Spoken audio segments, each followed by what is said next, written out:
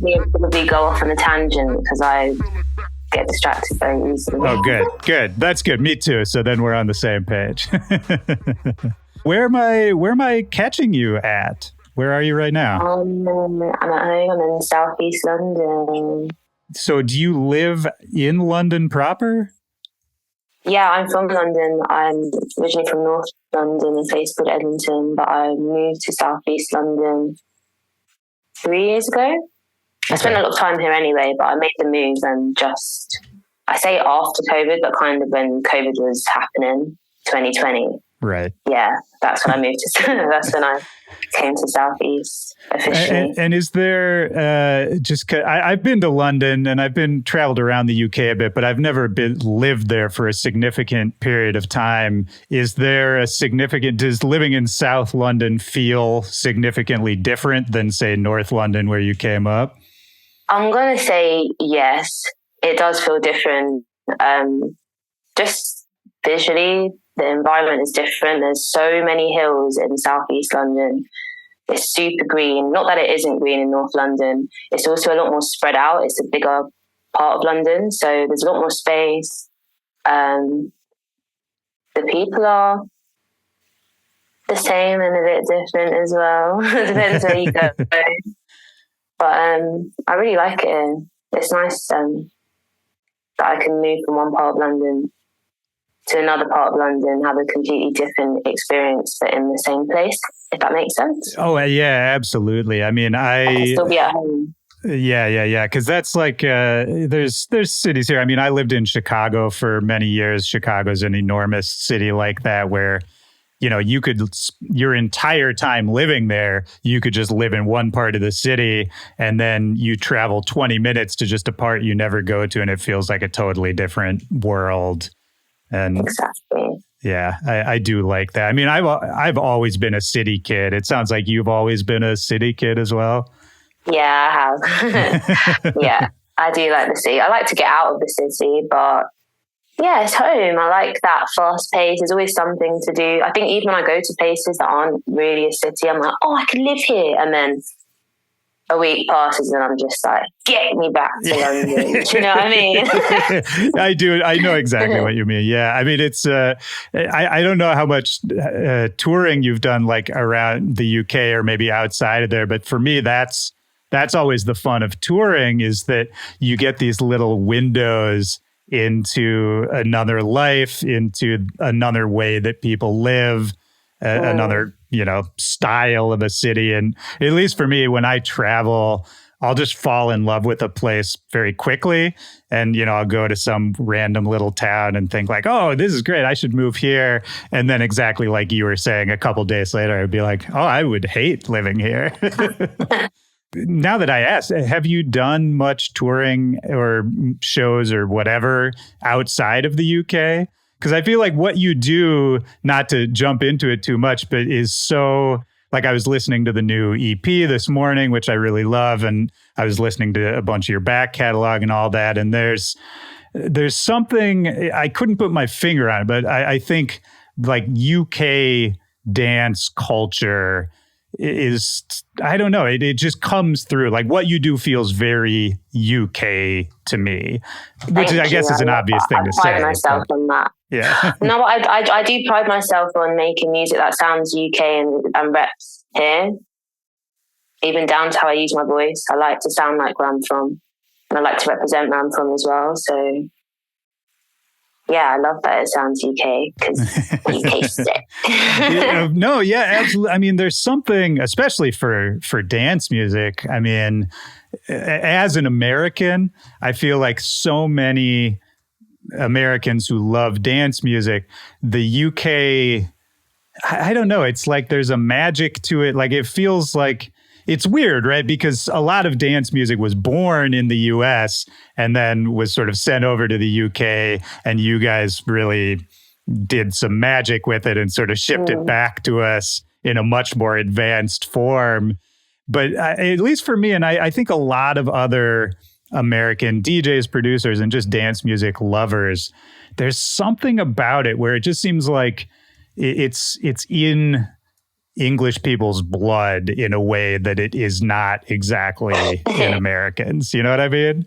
Yeah, I do. I have to say, I think the sound system influence from Jamaica, that kind of influence, I think that has a lot to do with the UK sound, or the UK dance music sound as a whole, and maybe sometimes that those missing things that in America you don't have.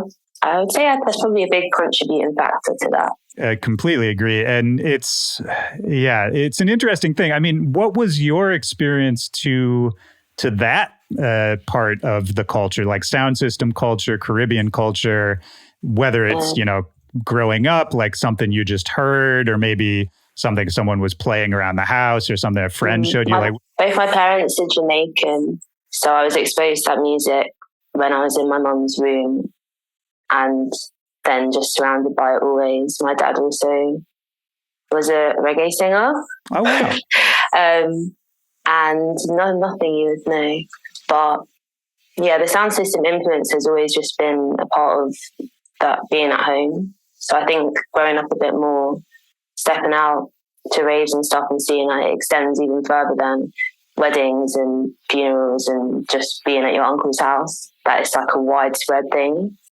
Yeah. I think that made me love raving the most from my earliest years, because it was so familiar already. Yeah, that's interesting. I mean, the idea that it's beyond dance music, right? Like it's just part of life. Like this music, yes, it can be used to go out and dance, but also, like you said, yeah, it can be used for a sad life event, or, just kind of really the soundtrack to anything you might be doing.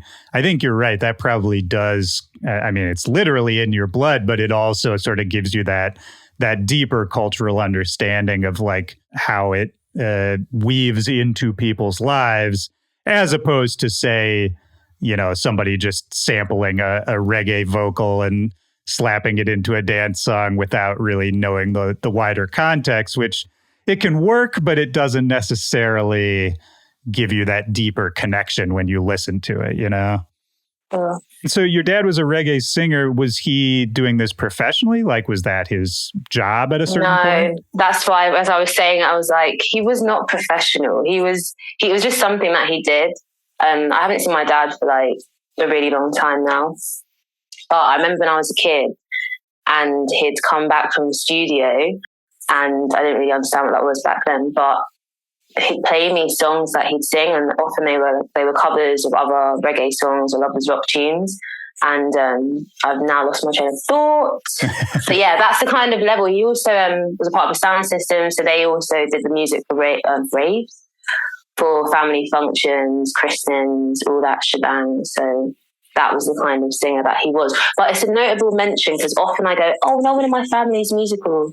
But actually my dad was. I just didn't see him very much. So I got you. Yeah. And so even when you were younger, he wasn't really around as much? Not really, no. He was for like my earlier, up to maybe the age of 7 or something. But it's all distant memories. I just have little small memories that I actually remember. But yeah, he wasn't around very much. Still have a lot of love for him. Yeah, of course. And I'm sure, I mean, as a little kid, it's harder to understand like the subtleties and the nuances of relationships and why someone is or isn't there. But I think, I mean, I guess you tell me if this is right. I can imagine that if you knew that your dad was a singer and he is playing you stuff and all of that, whether or not he's around, that sort of thing leaves a big imprint on a kid that young. Absolutely. Yeah, definitely. It's definitely something that I think about as I grow up, about the kind of family and kind of father that I would want if I had children, if that makes sense. Absolutely. Yeah. He's still a part of my life, and I guess when we do talk, it's kind of cool to update him on my music stuff and what's been happening. He's actually in Jamaica right now. So yeah, I've now lost my train of thought completely. No, that's fine. Yeah, it must be a wild thing for him to see what you're doing at this point. Definitely, he's super proud, and it is pretty cool, to be fair. Yeah, I feel kind of special in that way. Absolutely, yeah. There's something to I mean, I guess that's, in a broader sense, that's sort of what every parent wants or should want in an ideal world, right? Is for their children to, evolve from where they ended up and to not necessarily surpass them, but yeah, kind of surpass them in a way, right? I think being a musician as well, it's one of those things that I imagine when I was a kid and I was like, I love music, that's what I want to do. My parents were like, yeah, that's sick. And they know how fickle a music career could be. So they're probably observing like, whoa, where could this go? Even as much as they want it for me. So I think being at this level that I do it now and loving it so much, I think that's probably the best payoff as a parent that we could have, knowing that I'm doing what I love all this time later. When did singing yourself come into your life? Like, were you singing as a little kid? Oh, yeah. You couldn't shut me up as a kid, to be honest. I love singing so much. I would watch all the videos, learn the dances, record on cassette tapes, the radio, and like spend time writing like my version of what I thought the lyrics were, and singing them. But to this day, there's certain songs where actually I find out what the lyrics are, and I'm just like, what? I've been singing it wrong the whole time. Yeah. 8-year-old me learned the words and didn't actually do the research to find them. Well, there's something to, I don't know if you agree. This will be my first tangent of this conversation, but I think there's something to, especially for people who have kind of a dance music brain, where I had the same experience. Like there were songs I loved as a kid that many years later I found out, oh, I didn't know the words to these songs at all, but I still love them. And there's a certain energy to certain songs, or like you can hear an emotion in someone's voice or the rhythm that they sing. And all of that to me kind of ended up being just as meaningful, even though I realized that, oh, I've completely misinterpreted this song, or I didn't get the original intention that the person was trying to give me, but I got something else that to me ended up being sort of just as meaningful, even though I was wrong. Absolutely, I get that. Like the version of lyrics that we created was just as purposeful. Like it still meant something in their context and in our own, even though it was wrong. Yeah, it's quite crazy. I love that. Right? Yeah, isn't it so strange that? And I'm sure as a singer and a songwriter, you probably relate to this even more strongly than I do. But it's, you write a song, or you put out a piece of work, or any kind of art, any kind of creative work. And when you do it, it's very intentional, and there's a point to it and a perspective and a point of view. But then once it's out there, you have no more control over how people interpret it or what it means. So true. I mean, when I do write my songs, I'm aware that my words mean things, and I want them to mean things if I'm telling a specific story or I want to create a mood or something. But I know that, and I kind of write with the intention that they are for interpretation as well. So sometimes, like you said, maybe if the lyrics aren't all perfect, logical, chronological story, the emotion that's like in the melody or the harmonies that follow, or the space in the tunes. So you're singing from a young age, even writing down what you thought the lyrics were, sort of ending up with your own versions of songs, that sort of thing. Did you have any early like teachers, mentors, whether it's, teaching you how to sing or just sort of showing you a lot of music and expanding your horizons, that kind of thing? I would say I was about to say no, but the truth is my mentors are my siblings. I've got 3 brothers and 3 sisters, and I'm right in the middle of them. And they taught me so much music, and they all had different music tastes. So I got to absorb and listen to all the music they would blast in the house. Like my older sister listened to a lot of 90s R&B and a lot of indie rock as well. And then my older brother kind of got me into writing music. He taught me how to write bars. I used to like MC. Nice. No, actually, I'm laughing. I was pretty good. My brother Ben is the one that actually is my earliest songwriting memory, as it were. We used to sit after school and write lyrics and practice them. And then my younger siblings as well, they got to show me tunes too. So I'd say my family around me that I grew up were definitely my mentors and showed me loads of magical things, loads of cool shit that sometimes when I think of my influences, or I think about how I'm obsessed with so many different pockets of music and it doesn't make sense, I can always come back to being a kid and just being like, oh, that was at home. That's where it's all come from, my family. Yeah, that chaos of early family life where, yeah. It was a lot. Oh, I'm sure. Really I'm sure. And were you all close in age? Like, was everyone in the house together at a certain point? Do you know what? I think at one point there was 5 of us at home. That's a lot. Yeah, 5 of us at home. It was like as the new babies were born, one would fly the nest. Right. So there was only so many at home at once.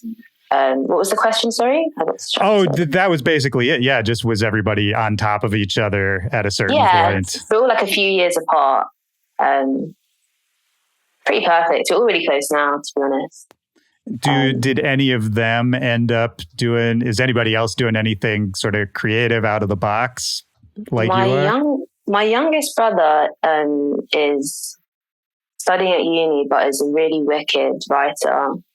He loves to rap and he's always sending me music. And I'm really excited for him, actually. And then my little sister, she is a food blogger. She's smashing it right now as well. My big sister works in media. So I guess all kind of creatives. My other brother's a chef as well. Oh, yeah, so absolutely. All kind of hands-on creative fun things that we do. I don't know. I'm an only child, so I always think about, I try to imagine myself in a big family, and it's tough because I haven't had that experience, but I have to think that, yeah, having that big family, all of whom have, you know, not the same interest, but it sounds like a lot of people have that creative spirit in your family. And I feel like that just the normalizing of those feelings early on has got to be really nice and really helpful. Honestly, that's, yeah, what you said hit the nail on the head. I think having my siblings around me, my earliest best friends, people that I got to really know myself and just be my weirdest self and do silly things and kind of find my sense of humor as well. Yeah. And it's so cool that I have my siblings who I've grown up with from day, and we can just bust jokes about the most silliest things, or like little quotes from movies, or just little memories from back in the day. Really grounding, and I really couldn't imagine my life without them. So like, growing up, having this big family, sounds like a vibrant, noisy kind of childhood in general. Was singing just always there? Like, was it all, obviously it was something you always loved to do, but did you pretty much just take it and run with it? Like, was singing always the thing, I guess is the question? I guess alongside other things, my mum was really awesome and always encouraged us to try out different things and find things that we loved. I was an avid swimmer, but I broke my leg when I was 16, so I couldn't do that anymore. And it was actually around that time that I really got into doing my music. Even though prior to that, I did lots of pantomimes and school shows and other community kind of projects and competitions, and kind of got stuck in with anything I could music related. I guess it was around 15, 16 that I was certain that is what I wanted to do. And to be honest, I had no idea how I was going to do it. Singing covers on YouTube was a very early memory. I mean, some people start that way, you know, that's, yeah. Yeah. But yeah, that's around 15 years old is when I kind of clocked. I was like, this is what I want to do. And I don't really know what else I can possibly do with my life. Even though I went on to do A-levels and stuff. Yeah, that was around. So, yeah, was it the kind of thing where you were, you were fine, good at school, but just it wasn't what grabbed you? Yeah, I mean, I really excelled at school. I hope my teachers, if they watch this, so they can confidently agree. But I smashed school, man. I actually loved school so much. I used to love going in. I used to love speaking and learning things. But at the core of it, I loved performing. I loved getting on stage. I used to do like the seasonal pantomimes in my area, and I used to love Christmas. I used to love the audition process, and ultimately being in front of an audience. That was where I felt my power, I think. And that's where I really, really love to perform. Man, yeah, I was relating really strongly when you were just talking, especially when you said that's where I felt my power, because it was very similar for me, where I always loved music and I was DJing from a young age, but you know, it was all kind of just for fun. And I was in theater in high school and did a lot of plays and musicals and went on to university, and I thought I was going to do theater there. But then I sort of got there and saw the people who were really serious about doing theater. And I was like, oh, I'm not like them. But it was one of those, it was the same thing where it was about the performance. And when you said that's where I felt my power, that's exactly, I've never had it crystallized like that, but that's exactly what it was for me too, was there, I knew that there was something about getting up on stage and performing that, you know, just made me feel like the most authentic version of myself. Exactly. Or the most powerful, or whatever you want to say. And I just, it was a sort of winding road to figure out, you know, what part of that was going to work for me. But yeah, I relate really strongly to what you're saying there. Yeah, kind of a crazy thought there. I think around when I was 15, maybe a couple years before that, is when I started writing songs. But I didn't know they were songs back then. They were just poems or words that I would then learn to sing. So actually, there was a lot of stuff happening around that time in my life that I was figuring out and realizing my potential, I guess. Yeah, it sounds like a really formative time too. Also, like you said, you broke your leg, and I have to imagine just honestly, just the physical like loss of mobility for a young kid like that. Sad. Yeah, I'm sure it's sad, but then also I think I mean, you tell me, because I didn't have this experience, but to me, it seems like that loss of mobility is so young when you're always kind of running around and full of energy. Do you feel like that forced your brain to develop a little differently when you couldn't get around as easily for a bit? Do you know what? I've just had like a flashback, because as you're saying that about the loss of mobility, that summer I was due to audition for the pantomime, but I couldn't audition for it because I broke my leg. I also couldn't go to summer camps. I couldn't do anything. But what I could do was I couldn't dance, but I could write and I could sing still. And I think actually, where I couldn't swim, I couldn't do my dance, and I couldn't do the other stuff, it kind of did activate in me. It was like, okay, now I've got to use what I've got. And essentially, I did really hone in on that mindset and got to actually get more creative using my mind and a pen, which is often, even now, that's how I write my music. So yeah, to answer your question, I guess it did activate my superpowers. It's like how they say, like a blind person, their hearing gets better, that kind of thing. Are you self-taught as far as like singing goes? Like writing, it sounds like completely you just figured it out, but your voice is so crazy. How did that happen? I sang in choir at primary school.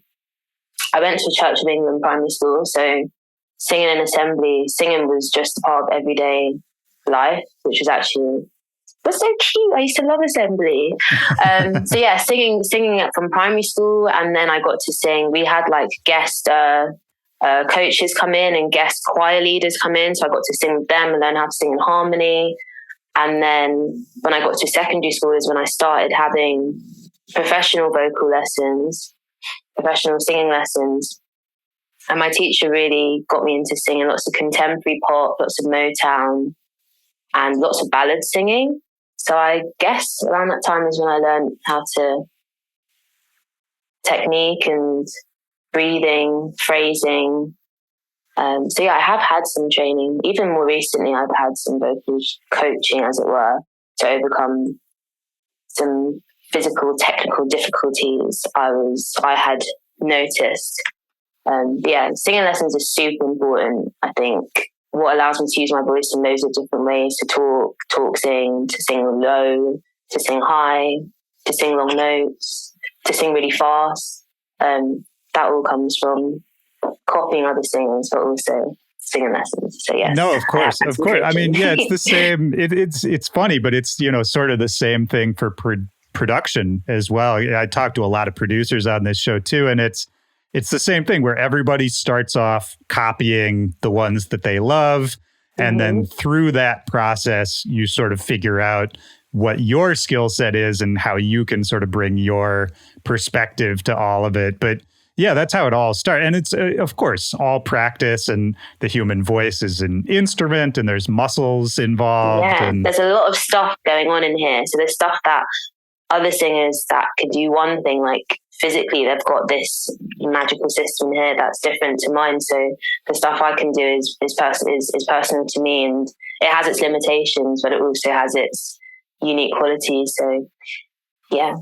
I mean, is there, you don't have to have an answer for this, but is there something about your singing, like what is your particular singing, superpower, if there is one?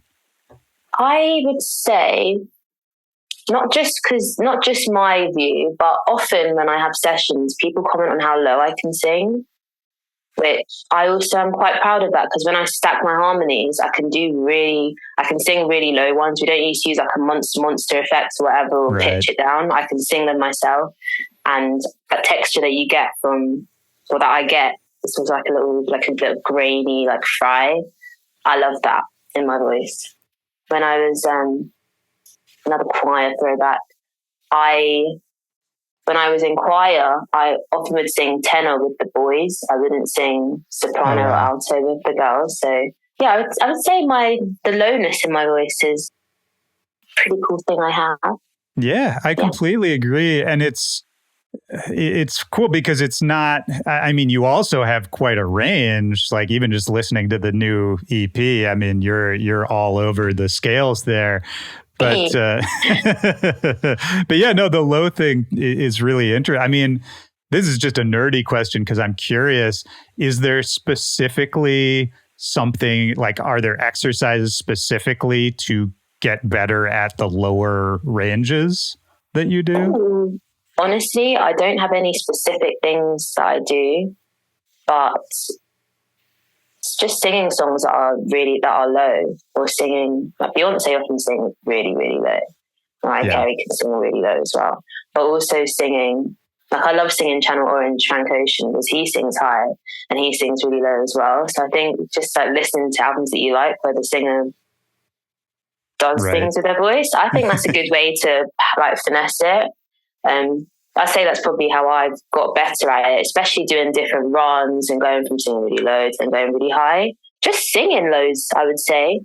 That is the secret. It's so funny.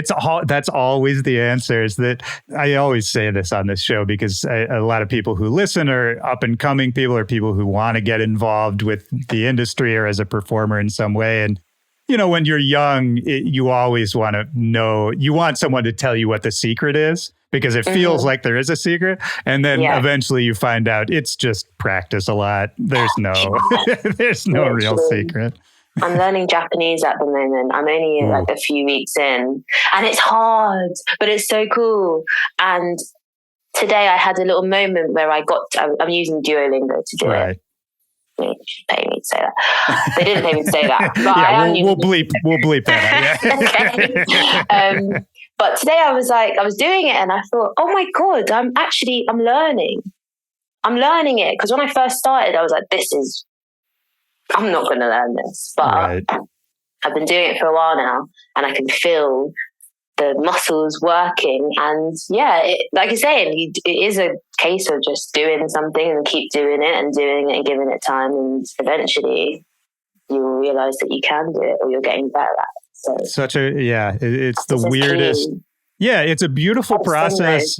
And it's one of those things that sounds very sort of basic to say, but it's actually one of the most incredible things I think we do as people. where one day you don't know how to do something and then a few days later you actually do know how to do it. I mean, I don't know. It's one of the craziest human things I think we can do. Honestly, it's such a blessing. Yeah, it really is. It really is. You can just Google something and figure it out just like that. Yeah, absolutely. Absolutely. I mean, why Japanese, out of curiosity? I've always wanted to speak Japanese, to be really honest. Like, I watched a lot of anime and manga growing up, and I always watched it subbed, never dubbed, because I always wanted to hear the language. And I guess just more in my adult life, it's something that I really want to do. I speak some French and I speak some Spanish, and I'm still practicing those. But I wanted to start a language from scratch that I don't know anything about. Well, I don't know anything about. Yeah. And just be able to teach myself how to speak it. I also really want to go to Japan, so I probably won't be going anytime soon. But when I do go, I'll be able to communicate, and I think that's just going to be really good feeling. I know I'm going to be so happy. It's like, oh my god! Oh yeah! Oh, you'll have a blast. Yeah, you'll have a blast. Yeah, I've only been to Japan once. It was incredible. I tell everybody they gotta get. It's one of the most crazy places in the world. I love it. But the language too. I mean, I think that's they say like if you can teach a kid multiple languages when they're young, that's like one of the best things for brain development too. And do you feel like it affects your writing or your music at all? Like knowing other languages? Languages.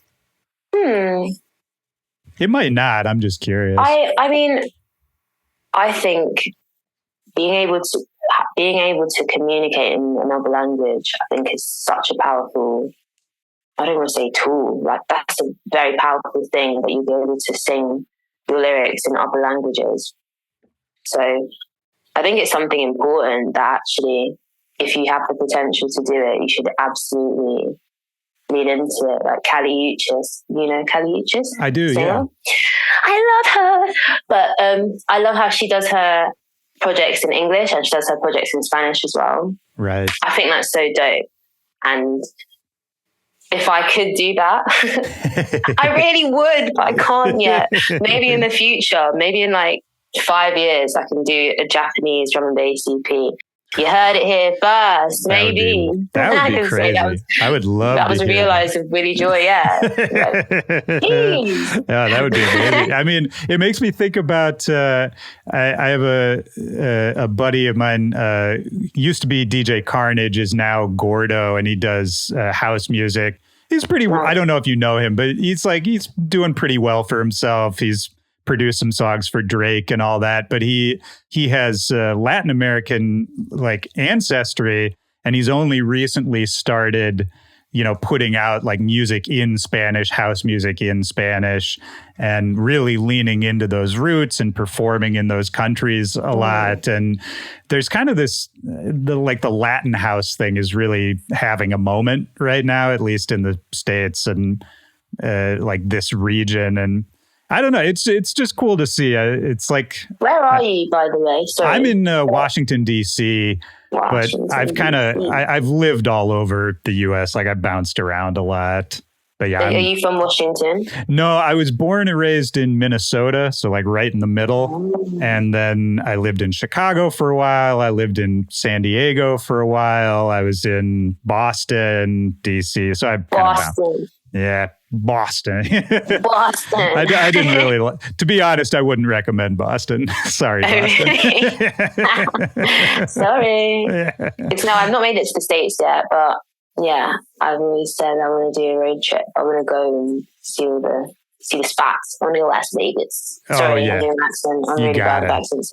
You got it. I mean, this country is just so stupidly big. Like it's ridiculous. Massive. Yeah, it's just ridiculous. So, I mean, like we were saying, difference between say North and South London, that sort of thing. It's like that's everywhere here. Like if you're in the South, if you're in Texas, it feels like a different universe than if you're in Boston or if you're in LA. It's just ridiculous. Totally. It's too big. That's my opinion. It's too big. A massive place. Yeah. I mean, in some ways, not to totally go off on that tangent, but in some ways, I think it's so big that it can't have the kind of specific musical identity that, say, the UK can. Like we were talking about how you put a lot of the spirit of the UK and like the history of UK music into what you do. And you can't really do that as an American. I mean, you can say like, oh, I make like down south hip hop, or like, oh, I make Detroit techno, or that kind of thing. But it's much more regional. There's no kind of national identity for it. I don't know. I don't have a point for that, but it's just always. No, I got what you were saying though. The USA is massive. To be fair. That's the takeaway, yeah. But so for you, like as we're sort of going through these experiences, was there a moment or a time period where you started looking at music, singing, writing, all of that as something that you could do as a career, as opposed to a passion? Well, I mean, when I first started doing topline writing to dance tracks, which was just when I'd left college, I studied music at the Brit School in Croydon, and after that, I'd like uploaded some tracks to SoundCloud and started talking to people through the internet, and I started getting into sessions, and it was around 2014 that I started writing to dance tracks. I had a track called Somebody New with Jack Robb that came out in 2014, and that got into the top 40, and that was one of the earliest top lines that I'd read, and I was just like, what? That's got to feel crazy. Yeah, it did. I was like, what? First I get to go to a session with Jack Robb, cool, and then we get to make a song, even better, and then it gets released on Shy FX label, and then it goes into the charts. And I was just like, what? A few years ago, I was like whispering that I was a songwriter. I was like, I'm a songwriter. Do you know what I mean? And then I'm actually writing songs on my own that are going out into the ether and people are enjoying them. And that was a whole new thing for me, because actually up until I started doing the top line writing, I was kind of, I guess I was just thinking of myself as just being a singer, if that makes sense. I wasn't thinking about being a songwriter and being a singer, or even putting my pen to writing to loads of different genres of dance music. So yeah, I would say it was around that time, or that first release that I had, that really gave me the confidence, which is another thing actually, because achieving what I want to achieve is something that I know so many people want to achieve, and I know it's in a place where it's, you can be, it could disappear any moment, no matter how successful you are, or how successful you've been, or whatever you've done. So I think in the run up to achieving my first top 40. I was just, I don't know, I possibly was lacking some confidence and self-belief in myself, and I wasn't sure that I wasn't sure that I could really do it. Do you know what I mean? It was a pipe dream. And I think actually it took my ambitions that step further from being just a dream and a passion, like you said, something that I've been wanting to do and something that I've just been instinctively doing since I could walk, to then making it into the reality is, oh, there's actually longevity in this. There's actually a way that I can do what I love in a space that I love, to music that I love, and lots of different genres of music. I don't have to just pick one. I can do it all.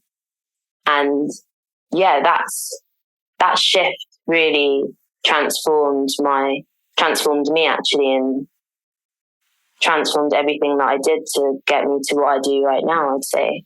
So yeah, I mean, that's beautiful. I have so many thoughts off of that, but I think the first one is maybe focused on the Aura EP, the new EP, which, you were saying like this realization that, I'm not just this one thing. I can be many things. I can make all this different kind of music and all this thing.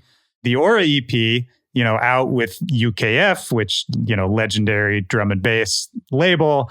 And, it's a drum and bass focused record overall. Yes. And so this was a question I was going to ask you anyway, but on this sort of note of like, I could do anything. Talk to me about drum and bass and why focus it here at this time? Right now. You know what I mean? Yeah, that's a really good question. So, the EP was first the seed was planted around this time, not a bit later in the year, this time last year. Prior to that, I've been collaborating with loads of different D&B artists.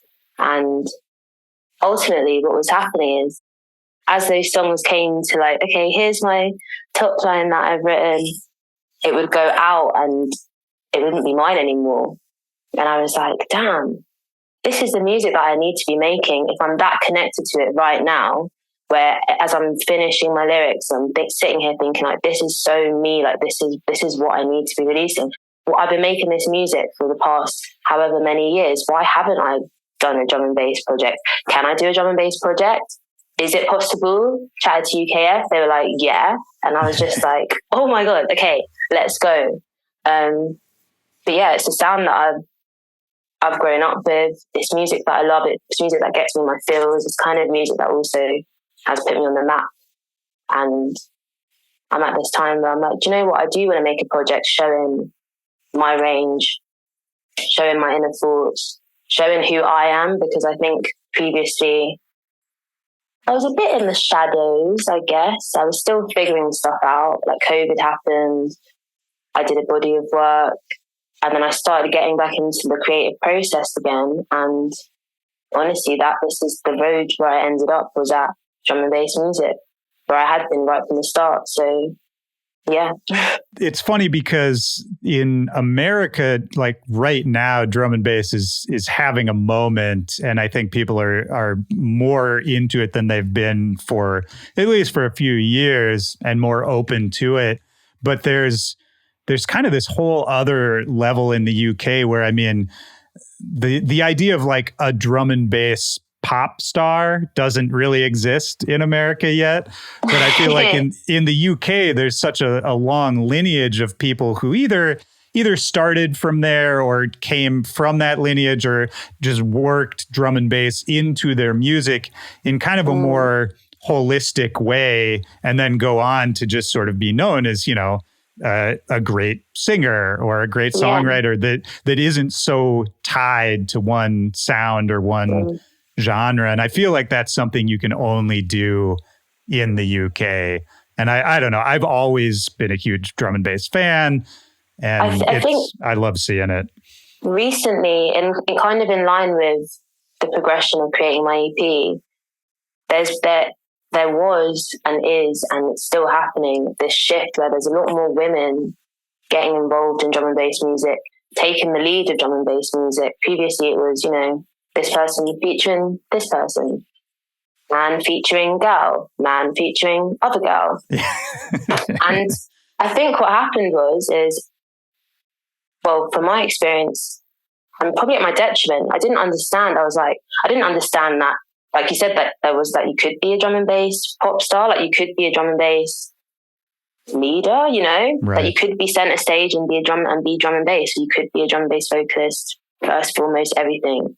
That wasn't necessarily a thing. That's a recent shift that's happened. So I think myself, in line with many other females that are smashing it right now, they clocked it. They felt that shift happen, and were like, right, I'm just gonna run with this shit. I'm just gonna do it.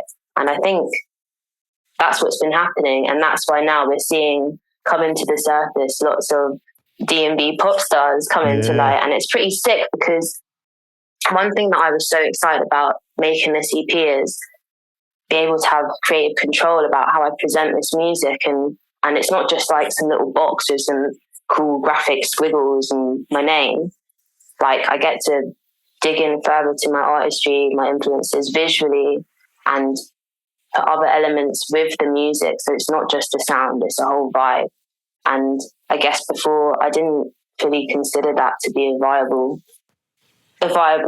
option or a viable pathway. For example, if you look back to my epiphany that I had when I was like, oh, I can do this. If I look back to then, if Tiffany right now said, don't worry, in 2023, it's going to be cool and completely acceptable and exciting for you to make this music as a solo artist, I'd be like, I don't believe you. But the fact that, do you know what I mean? It didn't seem achievable. Whereas the shift that's happened, it's made everything a lot more real. There's a lot of feminine energy as well being brought into drum and bass music. Drum and bass music isn't just for boys. There's so many. I love playing my shows and seeing all the girls turn up to my shows and how much they love it, and then be able to talk to them and for them to express like on a more intimate level what that music means to them and how it's and how they enjoy it, like seeing girls rave their shit out. Do you know what I mean? Yeah. So I think the whole evolution of drum and bass music, the drum and bass community, the way that we rave, the fact that there's more vocalists coming out, there's a mad evolution happening right now. So I've gone off on a tangent. I'm sorry. No, this is great. I love this. And I mean, what I'm talking about. You're spot on. I love this. And I mean, it's an old trope that I think is kind of this weird, sad irony in dance music, is that sort of traditionally the singer is minimized, despite the fact that the most iconic dance tracks, it's all about this, like the reason they're iconic is because of the singers, you know? Of course, like people singing along to their melodies and their words, but then having little to no recognition or acknowledgement that they're even on the track. It's crazy. It's very, very strange. I mean, you don't have to, be specific or anything, but early on, did you have some of those experiences where you felt that, your contributions to a song were not appreciated in the way that they should be, whether it's, in terms of billing, in terms of any business stuff, just sort of like the whole thing that we're talking about. Have you had those experiences early on? For me, I think what had occurred was I was very young when I first started this, top line writing, let's call it. When I first got into writing to the dance music. And the way that it was put to me, or the way that it occurred was, it was always a feature, like you had them, producer was the main artist and you were the feature. And I kind of accepted it, I guess. I didn't think anything much of it. Like, why should I? It's always been that way. Right. I guess I should have really been like, no, that's not cool. But I was so excited. I didn't really know any better. In some releases where that occurred, I think there was definitely a bit of a disconnect from, I've definitely said this before, where you get a piece of music, you develop these ideas, you get a feeling, you pour everything into it, you pour your lyrics, you pour your you pour yourself into it, and then it goes somewhere else, and then the other person who's on the track is like, okay, cool, thank you for your contribution, this is now my completed thing. And it's just like, and that's how it was. So I guess at the time it was just like, it was so normalized. I didn't really understand how wrong it was, and it's only, or how that's not really what I needed to get from it, rather. And I think over time, me clocking it and me, I'm assuming with all the other vocalists or people that were also being featured artists and kind of, what am I saying here, getting marginalized, I can say for myself, when I've changed my artist name once now. When I first started releasing music, my name was Tiffany Juno. And a part of the reason that I initially had changed my name was because I wanted to start again, because I'd felt like I'd have this dream of being an artist, and I've somehow veered off the path quite intensely down the path of being a feature vocalist.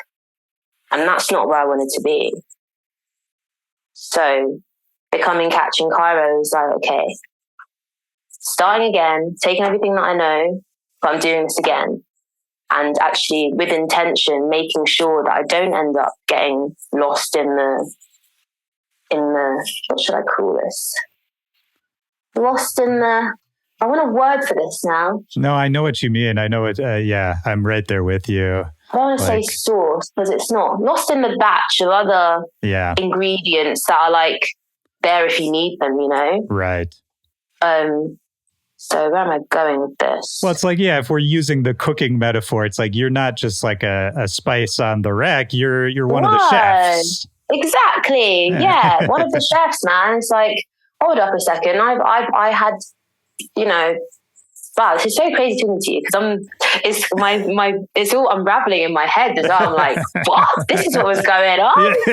But taking it back, it's like I didn't start this shit to get lost in the batch. Okay, I had a dream. I have things that I want to say. I'm a person. I'm an artist. Like I want to express myself, and that's when I'm the most happiest. And what was happening is I got so lost in the batch that I did have to stop it, swim out, come back to the surface, and be like, right. Now I actually want to be the chef. And speaking of experiences where that might have happened previously, where being a featured artist was at my detriment, it's weird because I don't think I necessarily promoted the music as much as I would have had I been a chef on the tune from the start. And I think actually with a lot of there's many collaborations that I've done, but it's only very recently that some people are like, oh my God, that's you. You sing that song. Because I've been in the batch. Right. That's yeah. You know? So actually it's kind of mad looking back at the batch songs and now being a chef and saying, okay, now I can own this body of work. I can own this music and I can push it and love it and promote it and shout about it as I should anyway, because I'm a chef from the jump. There you go. And I think that's what's driving a lot of the female, not just the female revolution, but the vocalist batch revolution, chef revolution. 100%. And I'm glad that you did connect it back to the male-female dynamic a little bit, because I never had it crystallized exactly that way, but there is some truth to that oftentimes, I think if we looked at the numbers, it's the male producer and the female singer, and those male-female dynamics that exist in society, of course, exist in dance music too. And it's good to remember that sometimes it's that's happening, and it's not sort of an ambiguous producer-singer thing that, I don't know. It's all a gradient, but I just wanted to restate that because I think that is definitely a really good point. That we reproduce these societal dynamics even in our sort of, free progressive art form, Yeah, there's always going to be those things, isn't it? And I think where they weren't really discussed, there's some things that weren't discussed that are only just being spoken about now on a massive scale that are problematic in certain communities. So, taking it back to then, there was definitely some things that weren't right, for lack of better words, but it's only more recently that we understand that's not right. That needs to change, and I want to be a part of that change. I want to actually do something. I don't want to be in the batch. I love that batch cook thing. that works. I think we can run with that.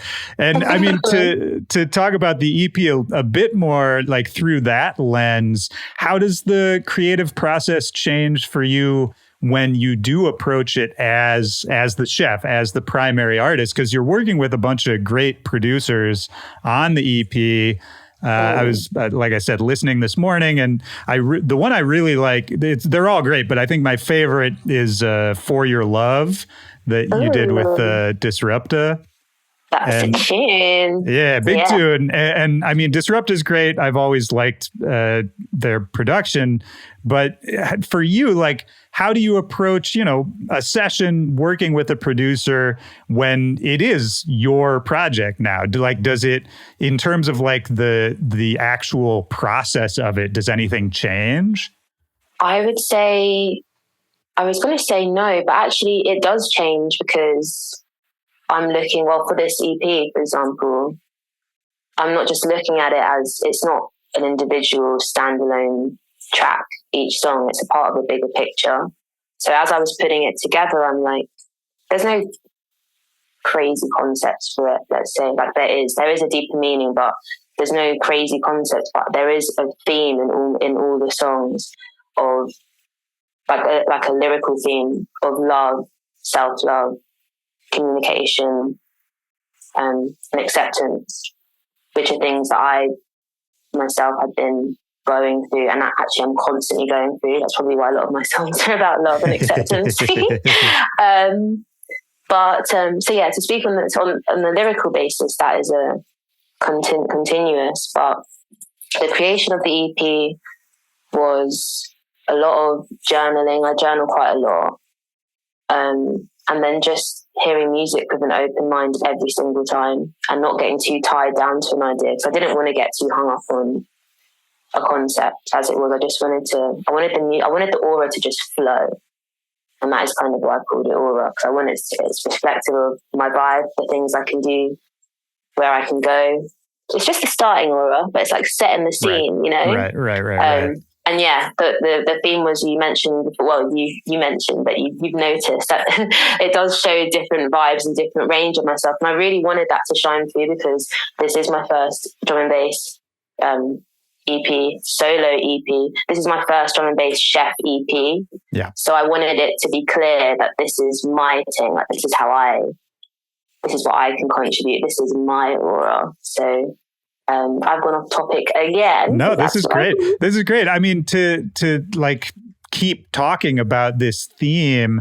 So how do you approach a producer that you're working with? You know, you're journaling, you have lyrical ideas. Do you come in and are you guys cooking something up from scratch? Are they playing you some demos and you see, you know, if you have anything for that vibe?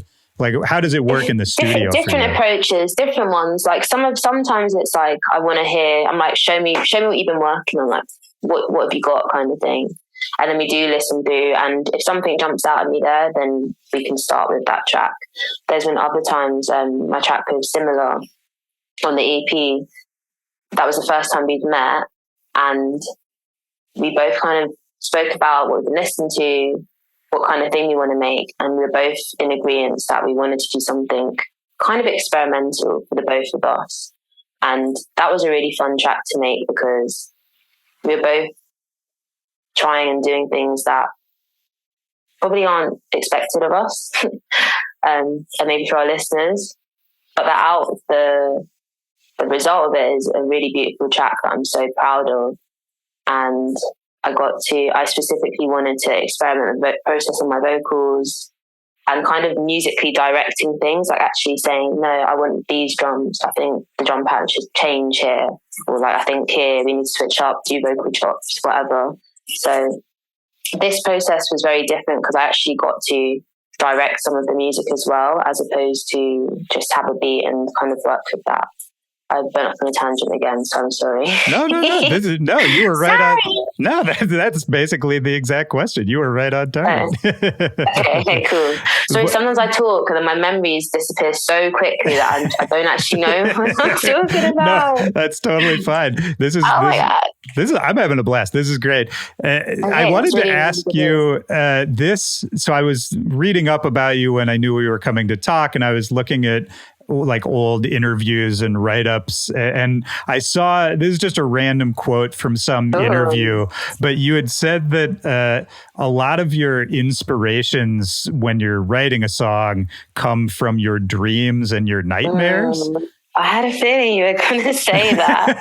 Which is just, that's so funny that you knew. I mean, it's just a fun thing to think about, and it's not something that I've seen a lot of singers say, or a lot of songwriters say, that it comes from dreams and nightmares. You know, usually it's like, oh, my life experiences, or, you know, that kind of thing. It made me want to ask you, just in general, because I'm very curious about this idea, like, what do you dream about? Are these like, are your dreams literal? Are they surreal? Everything. My dreams are everything. sometimes my dreams, I don't even know if it was a dream or if it actually happened. There's been times I'm like, did you know that, blah, blah, blah? And then someone's like, that didn't happen. I'm just like, I swear it happened. Or like missing deadlines and stuff. Right. My dreams are very visual. I dream in lots of color.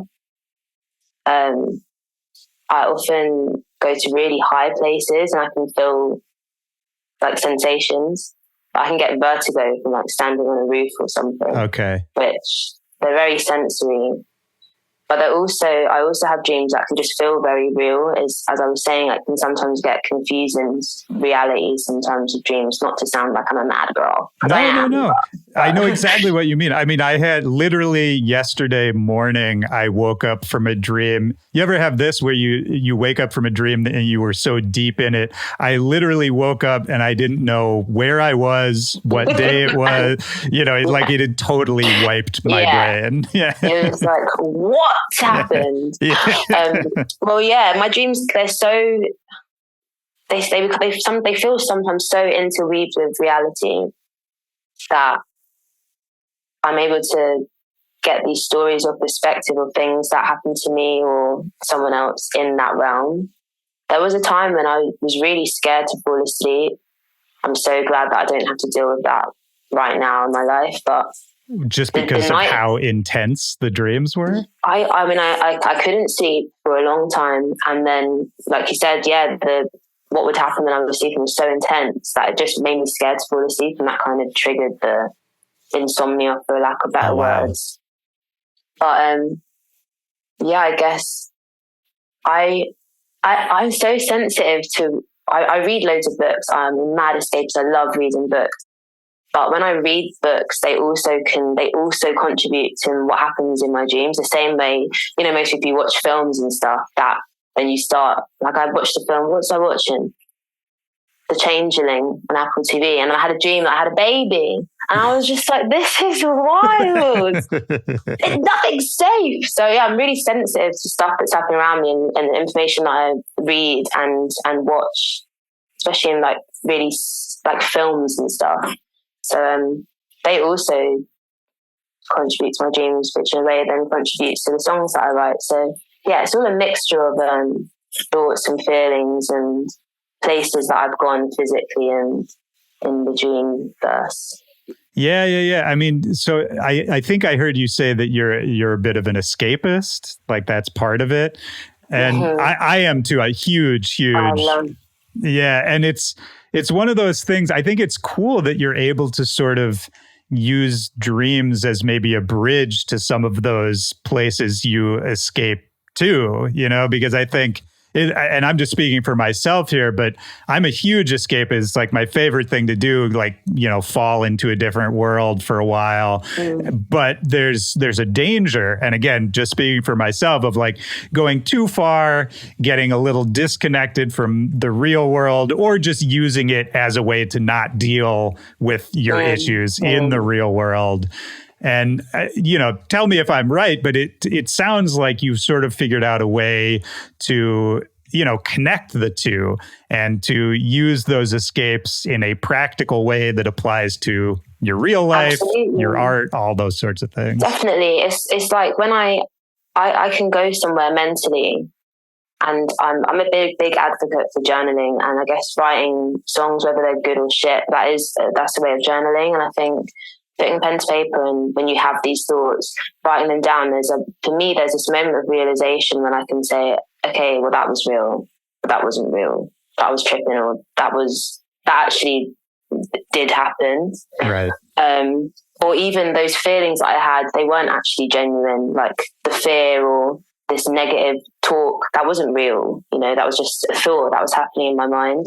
So yeah, I definitely think it's been cool to be able to translate some of that chaos and scary stuff, and also really amazing stuff, and put it in and share it through melody and through words and through little riddles and double entendres and finding phrases and saying things or creating an imagery that I might not have just thought of that sitting down trying to write something, Yeah. yeah, I love reading books so much. Like, I love reading so much. I will sit and read out loud as if I'm the character. On a train, like really quietly. And I feel like sometimes I need to say the words to really like take me there. But yeah. That's like method. It's like method acting almost, you know? Like you have to actually live the character's experience. I like that. Honestly, I think sometimes when you read words in the way that it was intended by the author, you just get this deeper meaning. Like, I feel like sometimes things can be a lot more funny, or they hit harder when you're saying it in the way that a person would say something. I think it's just, yeah, really powerful fiction. 100%. What kind are there specifically? Like, do you read like fantasy, sci-fi stuff? Is it all over the map? A mixture. I read, lots of fiction. I'm into this book series called Rivers of London. Okay. The new books come out. It's set in London, and it's so mad. This police officer, Peter Grant, he has magical abilities. Imagine this is in London today, right? Right. But he has these magical abilities, and he's on the kind of mystical fraction of the police, so he has to deal with all the mystical stuff that happens, and there's so much stuff that goes down, and it's so awesome because it's set in London. He talks about things like Camden Station, got on the train, drove here, and just the way it's written, it's super relatable. But the mixture of the mad fantasy stuff, it's just it's a mad book series. And every time I gotta check it out. That sounds great. It's called Rivers of London by Ben Aronovich. It's so sick. Yeah. I'm going to check it out. In general, like magical realism to me is one of my favorite. I could never get enough of that. It's one of the best. Yeah, one of the best. Just as a way to like deal with our own reality, you know?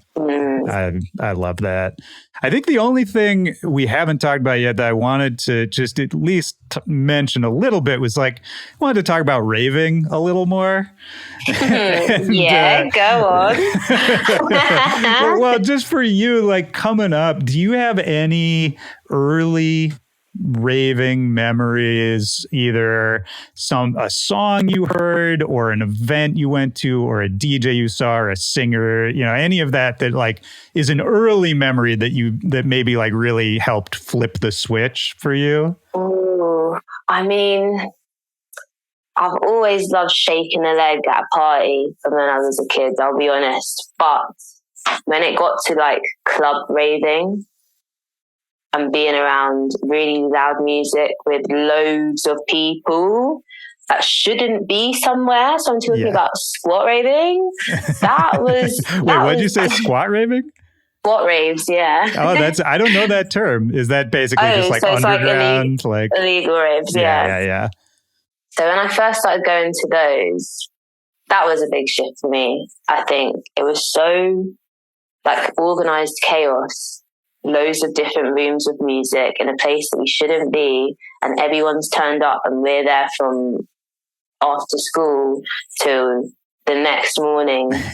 That was some serious partying for me, to be honest. I think that was a definite game changer. I think also when I started going to festivals, raving at festivals is just so different because the party never ends there. Yeah.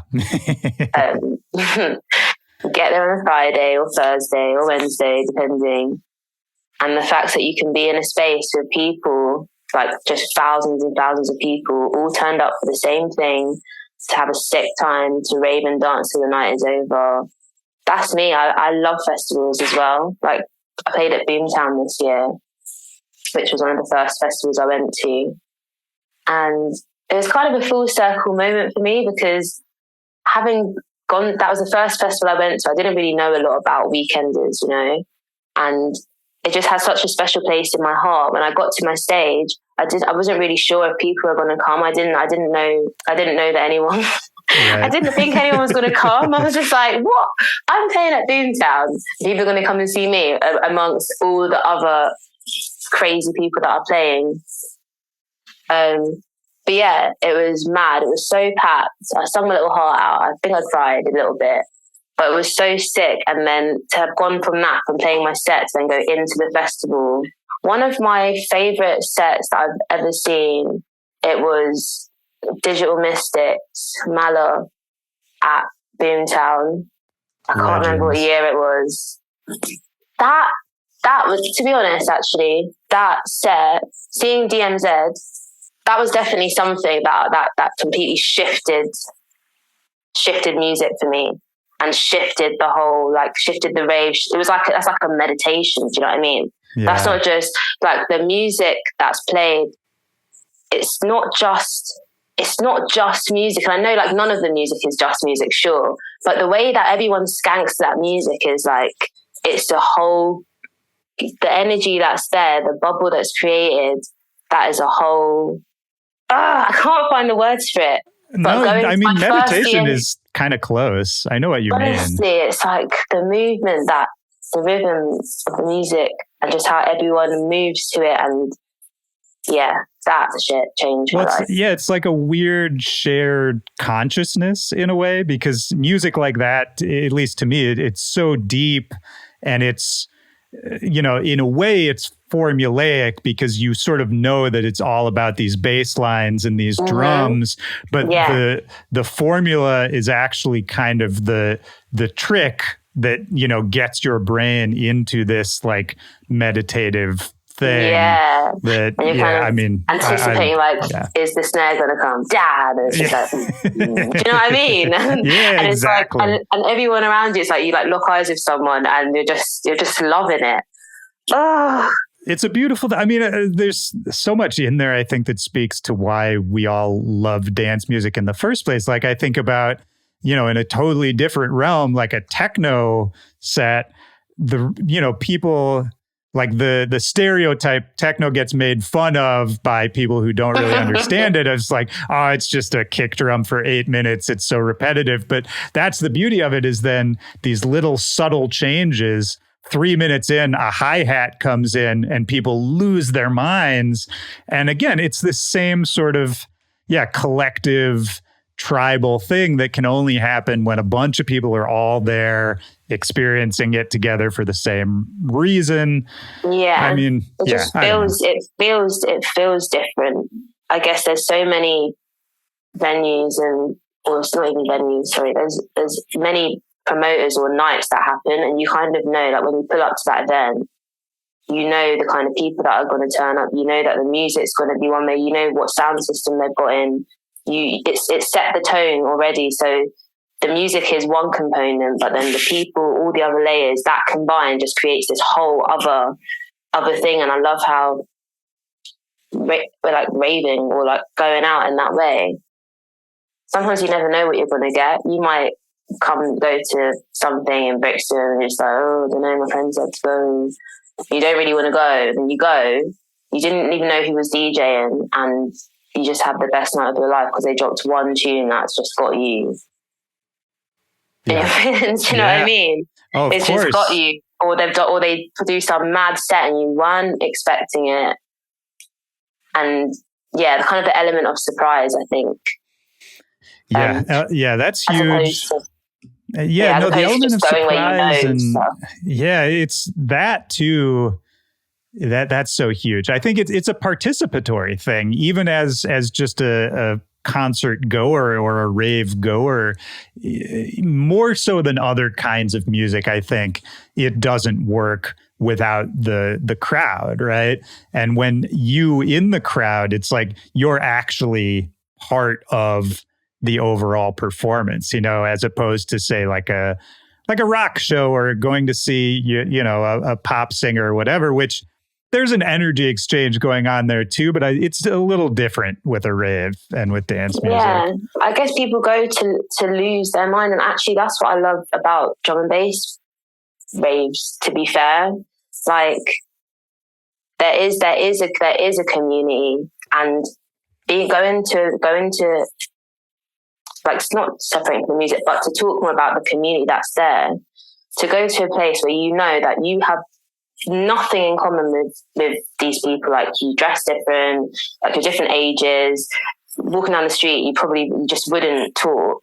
But being in a rave, in a D&B rave, the amount of random people you start talking to or just like having banter about crazy things, or again, you catch someone's eye, or it's just like, just that joy that you feel from just shacking out and dancing to the music that you love.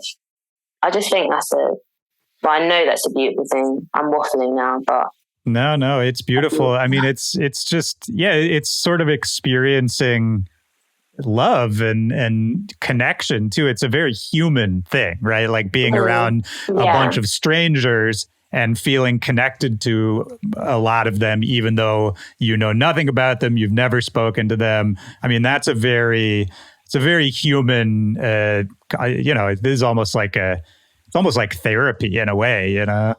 It is though. You go smoke an area, you start chatting, now you've got a new best friend, and you're going to go for lunch next week or whatever. Planning the next weekend. The amount of friends, I have some really long time friends that I've met in the rave, and I wouldn't have met them anywhere else. Like I couldn't have met them anywhere else. I'm just so glad that I met them there, and then we get to go and enjoy this stuff even more together. Yeah, 100%. Yeah, what kind of, the last question, just because I'm curious, the like squat raves, the illegal parties, where were these happening? Like, was this in a warehouse? These were in warehouses. There was some like, I guess I can say this now because I don't know how many. Central London, some of them, like behind Oxford Street. The police would turn up, but we'd just keep going because what can they do, kind of thing. And then you kind of just eventually, you eventually leave, and there's just loads of police, and you just got your sunglasses on going home. But yeah, all around London, you know, I feel like people would put them on. They'd find the building, break into it, and just realize it was there to be raved in, and then just put on the rave. I guess I'm speaking from like 10 years ago, so I respect that. Maybe it's not as easy as it was, but back then they were lit. Yeah, no, yeah. I mean, I came up going to similar parties in the Midwest here, and yeah, it's some of my best memories. And I think it is harder to do these days. Yeah. I guess people are watching, looking up, and the second they see you bringing in a sound system, well, it's everything, right? Because there's more surveillance just in general now. B, like people are putting everything on social media, so nothing stays secret. Yeah, it's tough, man. Before it was a text, like you send, everyone gets the text at a certain time. But like you said, it's like the social media element it's made it a lot more accessible. Yeah. There'll be new things in the future. I can feel it. Yeah. There's a romance to the old stuff too. I mean, I remember I would it would be a phone number. You'd call the phone number. It would be a pre-recorded message telling you to like go to an address, and you'd get there and it was just a parking lot. And there was like a guy or a girl who would then tell you where the party was. You know, it's that doesn't really exist so much anymore. Professional. Yeah. I loved it, man. It really felt like you were getting away with something. But hey, this has been great. The EP is fantastic. Is there anything else we haven't said? Anything else you want to get out there? Anything else on your mind? I don't think so. I've blabbed so much. I'm just like, what haven't you mentioned? Oh, I'm sorry. I feel like I'm wasting time. I don't think so. You're totally I have my fine. EP coming out in, as you mentioned, or EP comes out December on UKF. It features some amazing D&B producers and an amazing D&B vocalist.